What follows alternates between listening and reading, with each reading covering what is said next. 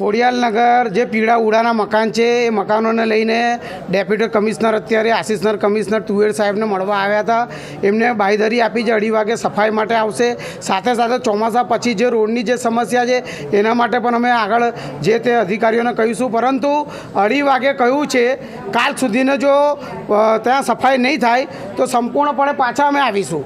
કેમ કે એમને કહ્યું છે કે આ સાહેબ આવેદનપત્ર તો બહુ આપી ચૂક્યા હવે, કારણ કે આવેદનપત્ર તો આ લોકોના નજરમાં કોઈ આવેદનપત્ર છે જ નહીં, વાંચીને સાઈડ પર મૂકી દેવામાં આવે છે.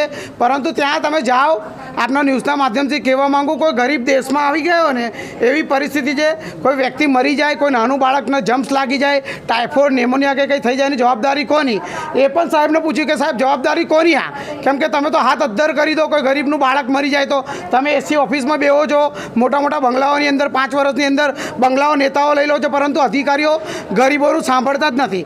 તમે અલકાપુરી જુઓ, સુભાનપુરા જુઓ, ન્યૂ અલકાપુરી જુઓ, મક્કરપુરા જુઓ, સંપૂર્ણ વડોદરા શહેરની અંદર સોસાયટીઓમાં બધું ચકાચક હોય છે, તો ગરીબોની ત્યાં વિસ્તારની અંદર સાંભળતા કેમ નથી?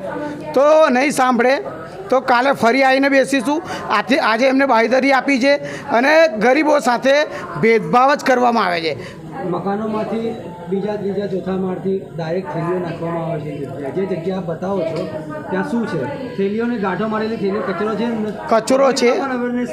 100% પબ્લિકનો પણ 100% પબ્લિકનો વાંક છે.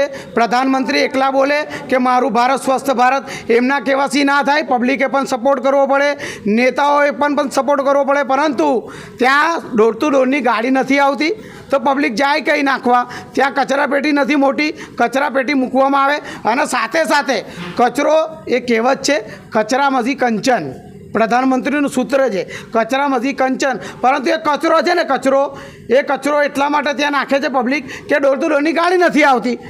ડોર ટુ ડોરની ગાડીઓ ક્યાં ફરે છે એ વડોદરા શહેરના નેતાઓ, અધિકારીઓ અને બધા જ જાણે છે. આપણા ન્યૂઝના માધ્યમથી કહેવા માગું છું, ડોર ટુ ડોરની ગાડીઓની અંદર પથ્થરો ભરવામાં આવે છે, એનો વજન કરવામાં આવે.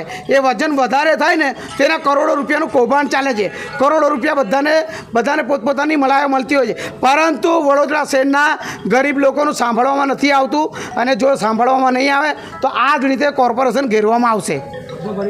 યોગેન્દ્ર બારોટ, સામાજિક કાર્યકર.